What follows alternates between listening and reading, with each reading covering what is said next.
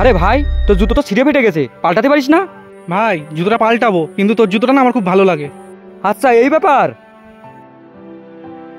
এই নে ভাই, এই জুতোটা তুই রেখে দে। না না ভাই, তুই এটা রেখে দে, এরকম একটা জুতো আমি কিনে নেবো। আরে ভাই, তোর জন্য তো জান হাজির, তুই জুতোটা রেখে দে। ঠিক আছে ভাই।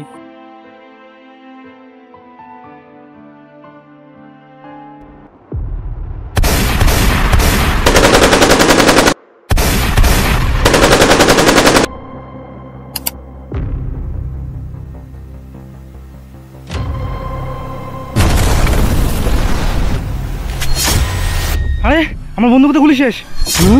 আমারও তো বন্দুকে গুলি শেষ। আরে ফৌজির মোর্চা গুলি শেষ, চল তো গিয়ে দেখে আসি। চলো।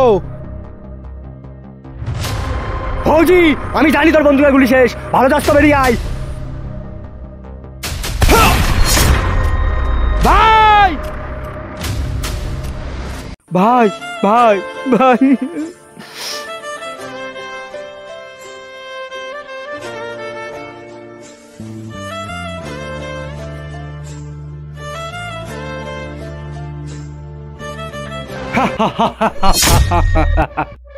আহ